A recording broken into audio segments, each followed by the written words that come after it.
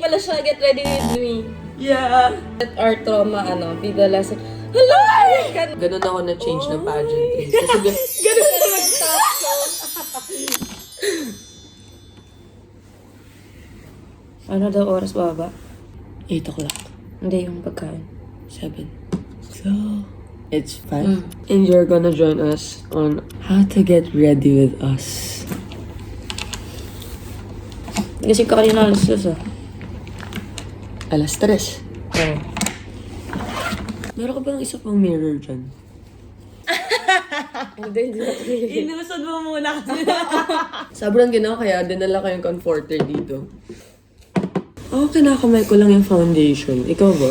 Oh, Wait. yeah. Ano yung sponge? Feel ko hindi siya na-absorb pag... Yung sponge. Oh. Kinukuha lang ng sponge. Alam, magsasabi tayo ng product! Ay, hindi ako bahala kayo dyan. Puro na yung akin. Hindi, ito lang ata may brand sa akin, Maybelline. Nag-collect ako dati ng high school. Murahin na siya, Will. Hala, murahin na. Ah! Ay, may gano'n siya! Ito kay Jessa, Fit Me. Fit Me din ah. Yeah, Fit Me. Anong brand yun? Maybelline. Ah! Nag-collect ako dati ng makeup ng high school. Nung wala pa akong masyadong pera, tas doon pa ako. Until now naman. Ha? Tas, Wala kang pera pero nagkakulik ka ng makeup? as in, pag-ipunan ko siya. Kasi sobrang ano ko naman, parang nung nag-start ako. Ano na yan? Foundation? Hindi ako nagpa-foundation baby cream. Baby... Ooh. Okay, di ko dala yung brush ko, pero... Kana, ano siya? Madumi. Hindi ako nakapag-iisip. Kaya bigla. Wait, alam mo yung brush ko, 5 buwan nang hindi pa na. Ako simula nung Miss Alpin, kaya... 5 buwan na yun eh. Kaya wag mo na ako sabihin. Ay, ito, sige, pagkwentuhan natin. Ay, sorry. Ano ang pinakamasakit na encounter mong salita? Sa buong buhay? Pwedeng buong buhay o pwedeng during pageant. Parang hirap naman, wait lang. Yung lagi ko kung sinasabi nun pageant. Kasi diba, before ako mag-join, kung normal lang naman na katawan, okay na ako sa katawan ko before the pageant. Like, if regular, hindi naman ako pa pageant. Diba, first pageant ko yun. Parang okay na ako siya, kilo ko. Hindi naman sa dahil chinecheck ko yung kilo ko, pero alam ko that time talaga. Parang around 59, 60, ganyan. Pero okay na ako kasi galing ako sa 75 dati. Umabot ako sa ganun.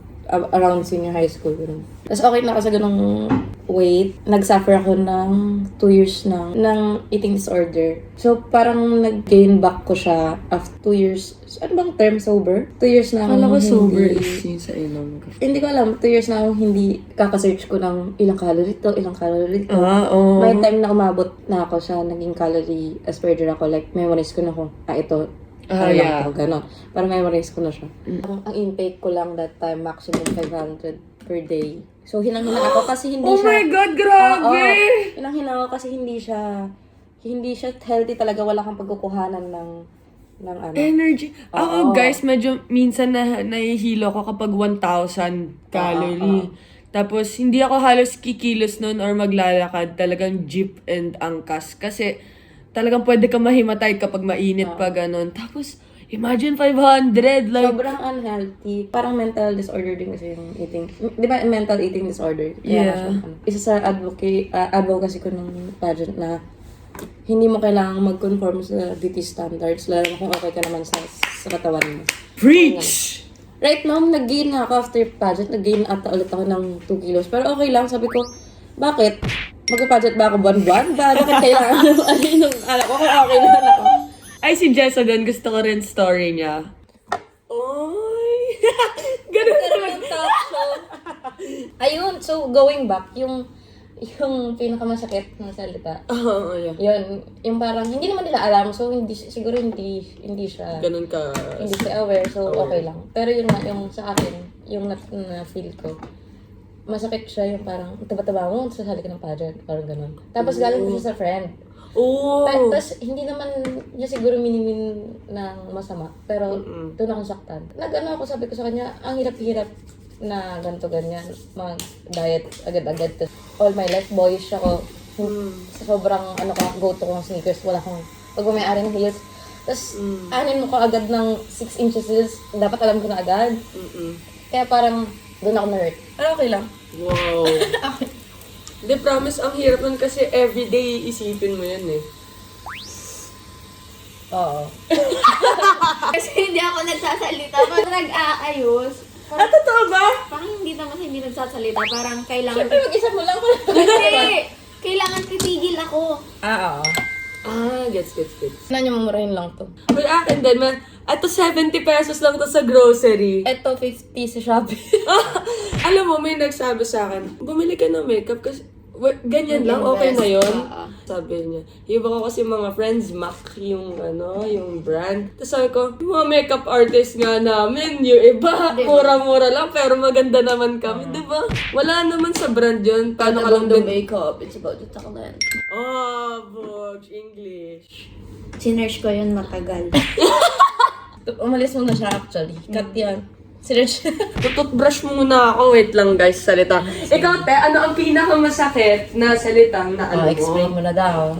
Kasi noong nung nanalo ako ng pageant dun sa Burgos, pagkatapos ng coronation, may bashing din pero hindi siya ganun kalala. So parang, pagkatapos natin parang, Okay, good. Ganun. parang wala. O sige, ano Bala naman? kayo dyan. 2023, sumali ako ng pageant doon.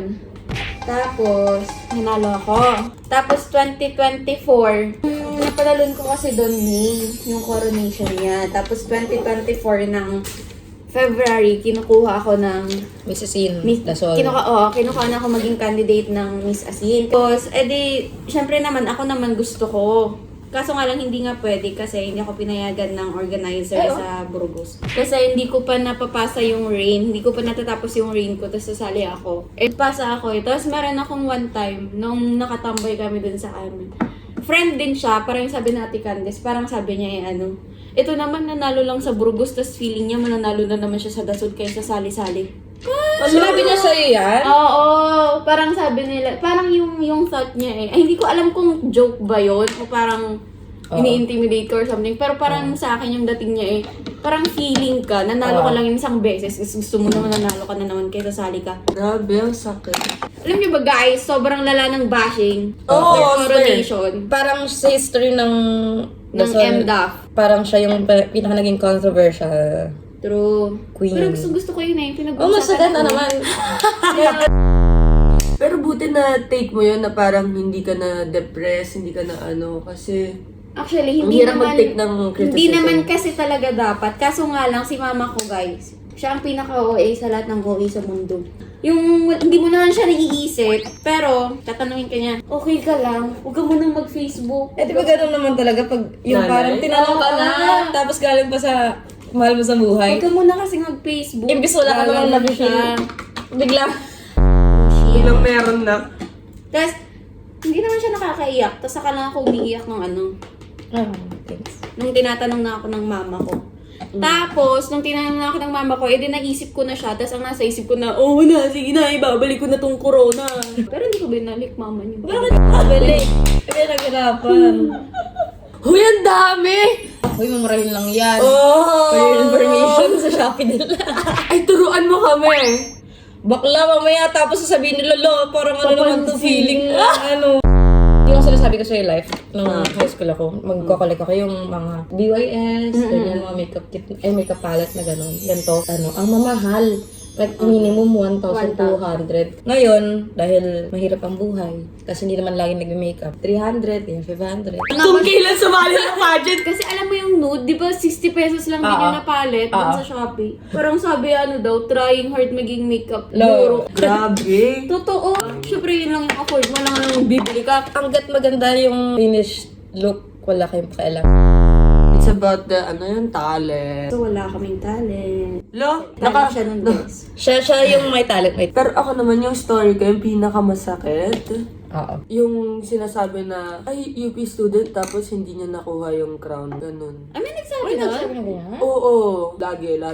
Pansin nyo, every time na halimbawa, kapag tatanungin, saan ka nag-aaral, medyo nahihiya ako sabihin. Kasi baka sasabihin matalino. Kahit yung sa during ng, Yes. oo tayo, nagkakasama tayo, diba tatanungin ko, saan ka nag-aaral? Tapos nahihiya ako kasi baka yung expectation, matalino, Uy, ganun. for your information, siya ang nanalo ng IAS. Like, essay siya. Tatanungin kayo ng isang question, tapos 5 minutes mong sasagutin. Like, sulat. Ang nanalo doon, 10,000 yun. Kaya yung mga guys. bashers dyan, ipisera kayo. Grabe! I love this family! Prinotektahan ako! Tupac. Oh. Babae tayo, kaya hindi tayo dapat maging mali. China woman is always right. Visual. Anong pinagkikilay niya? Ako, powder. Ay, ako din, powder. Dati, alam niyo yung ano? Bumili din Kung ako, ano na lang.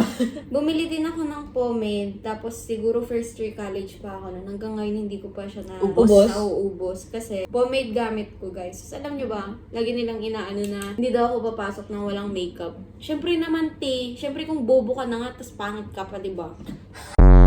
Alam niyo, Diba? tingnan niyo, sinong laughing ngayon? Diba? Kasalanan ko. Kanya! Ngayon, kayo, pag tuwing may event kayo, kailangan niyo pa ng makeup artist. Minimum 1,000 na ngayon. Ay, Dati, totoo. 400. Kami, kahit anong, nagyabang. Itcha sa era. Kala Kahit magaling. ganto-ganto lang 50 pesos yung mga makeup namin. O, at least maganda kami kaysa sa inyo. Pag nakikita nyo ba yung story namin? Inawa yung viewers. Inawa yung viewers. Huwag kayo mag-unsubscribe! Itcha sa era. Para sa mga bashers namin. Ay, di ko nga alam ba't tayo mamanganga kapag nagmamaskara or naggagano. Napapanganga Sa'yo ko talaga. daw yung hindi. Charot lang. Ay! Nakikita nyo ba, guys? Maliwanag na. Yay! Oo nga. Wait, anong oras? Wait lang. Napalagay pala ako ng yung mata. Palagay tayo ng... Ate, may mata ka na din. Yung ano. Magkano ang allowance nyo nung college kayo? Ako. Okay. Ala, magkakasakantahan tayo. Lalabas Wait ang lang. mga ano. Wait, Weekly tayo. Ay, weekly monthly binibigay yung sa akin. O, di-divide mo sa 4. Wala, hindi siya mataas, so huwag kayo mag-expect. Sige. 7 lang. 7K. So, 7 divided by almost 2. Bawasan mo siguro mga 1.5. 1.6. 1.6 yan. Ah, sige. Ikaw, Ate Candice. Ikaw muna. Alam nyo ba? Mayaman kami. 100K ang Boom! International school! na ang allowance ko lang weekly ay maximum na yung 1,000. So, Pero sa bumabiyahe ka isang- bang malayo? Oo. sa Dagupan. Ay! Ski na yun, guys. Andun na ang pamalengke mo ng pagkain mo ng isang buong linggo. Wait lang, naka-dorm ka rin ba? O uwian ka? Oo, dorm. Uy! Tapos kung gusto mong umuwi sa inyo, magtira ka ng pamasahe mo. Kasi pag di ka nagtira, wala ka ng pamasahe. So, parang sa isang buwan, 4K lang siya. Minsan nga, pag walang pera, 500 lang ganun. Tapos bala ka ng tipidin. So, pag 500 lang, Paano yung tipid meal, tipid tips? pag namalengke ka, may 30 pesos isang kilo ng tilapia yun sa Dagupan ate. Kasi, Ayun nga pala. oo, Uri So, kung nagtitipid ka, hindi ka maarte, isang linggong tilapia ang ulam mo. Sarap yung paborito ko yun eh. Palit-palitan mo na lang ng, Diba? luto.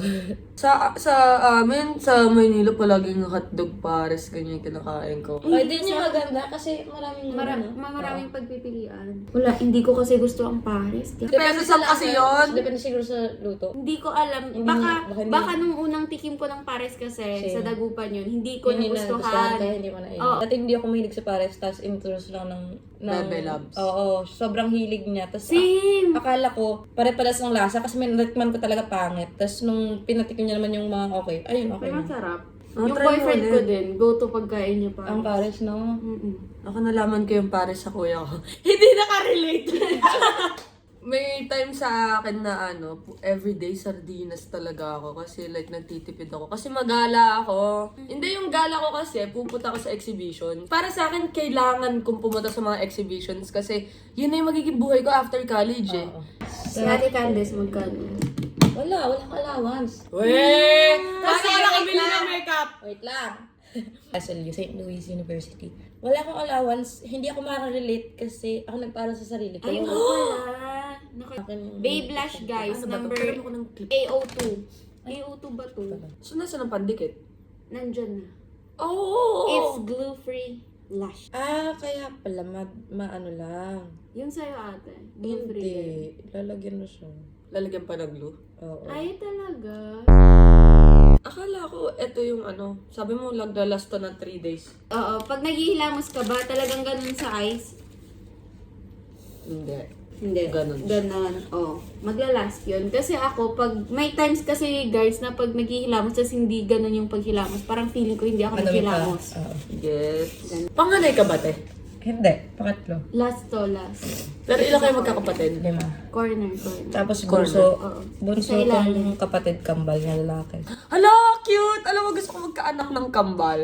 Nasa lahi kasi yun. Hindi, adjust mo pa. Loob mo pa. Dahil malamig na yung mata.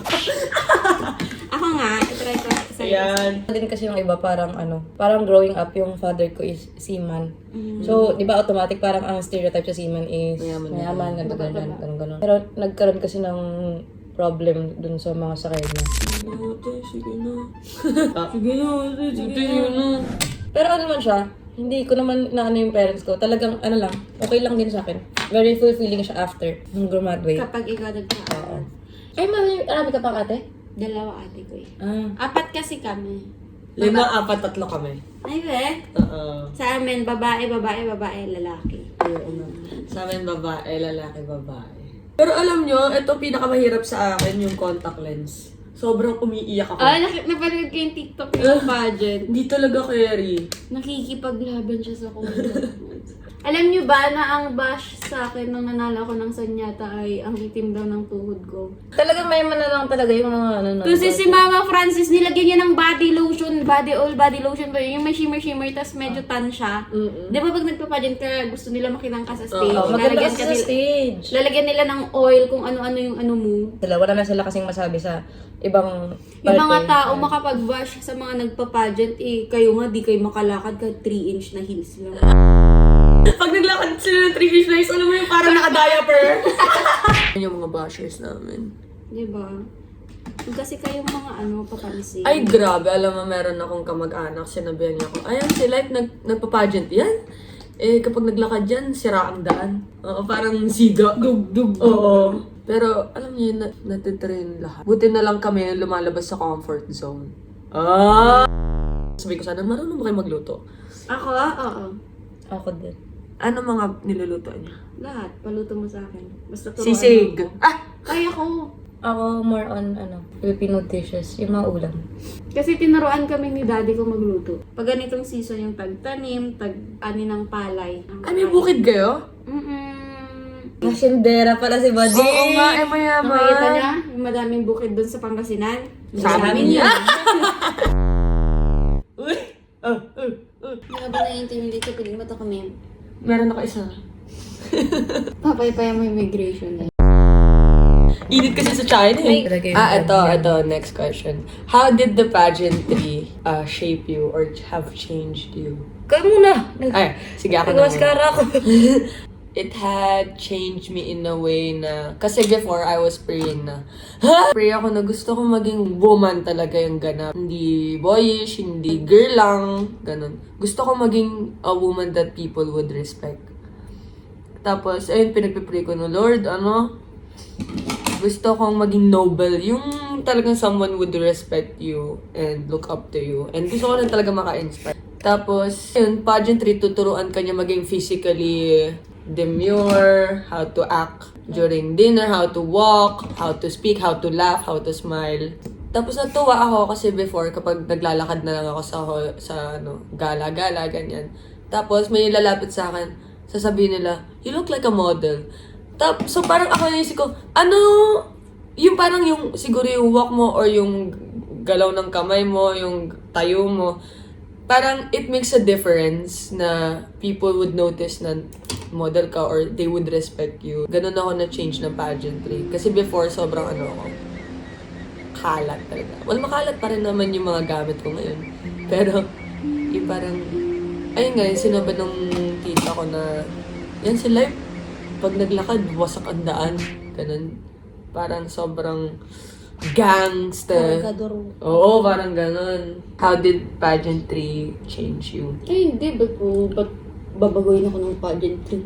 Ay, demure na talaga siya! Naging broad yung thought mo sa mga bagay-bagay. Like, for example, di ba, sa amin nila Ate Candice, meron kaming Q&A training. Ay, ganun? So, parang, for example, yung mga tanong na pro ka ba or anti ka, parang ganun. Parang, magkakaroon ka ng ibang, ay, Stand. oo nga, no. Yung hindi mo naman masyado iniisip dati, parang pag natanong na sa'yo, iisipin mo na siya, so magkakaroon ka na ng stance sa mga bagay-bagay. Tapos parang sa Ate Candice, sasabihin niya, anti siya. Tapos i-explain niya yun kung bakit siya anti ganito, ganyan, ganyan. Tapos parang maiisip mo, oo nga, no. Parang magkakaroon ka ng parang ibang idea. Kamulatan. So, I love that term. Ikaw. Wala kasi, perfecto na ako eh. I love that. Feminine energy. Ano? The final look. Ganda. So this is the fit for this morning. And we're going to head sa buffet namin. Mas maganda dito, oh. Ganda. Ako, ulit. So this is the final look. Lapit tayo. Let me check.